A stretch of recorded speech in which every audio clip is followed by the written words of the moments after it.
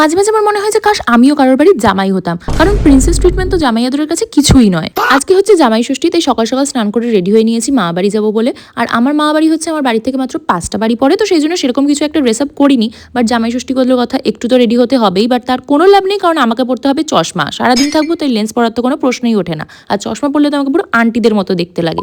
আজকে তো জামাই ষষ্ঠীতে মামি পুরো ফাটিয়ে দিয়েছে, মানে এত কিছু রান্না করেছে। চিকেন কষা, মটন কষা, চিংড়ি মাছের মালাইকারি, মাছের মাথা দিয়ে ঘন্ট, পমফ্রেট মাছের ঝাল, এদিকে আছে ডাল, টক ডাল, আমের চাটনি।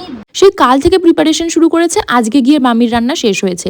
এরপর খাওয়ার পরে আমরা রাই মেলা থেকে একটা এই প্যাড টাইপের কিনেছিল, যেটা এরকম ড্রয়িং করা যায়। সবাই মিলে এক একটা করে হ্যালো কিটি আঁকছিলাম। আর আমার মা আর মামি যেটা গেছে সেটা হ্যালো কিটি কম, ছুঁচো বেশি হয়ে গেছে।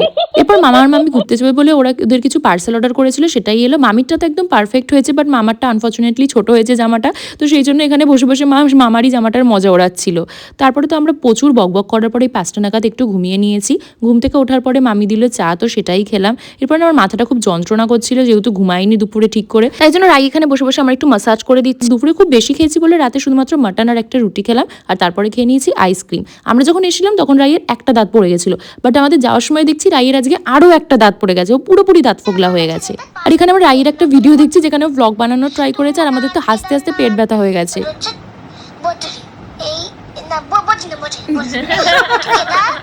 এরকম আরো ব্লগস দেখার জন্য সাবস্ক্রাইব করে দিও। বাই।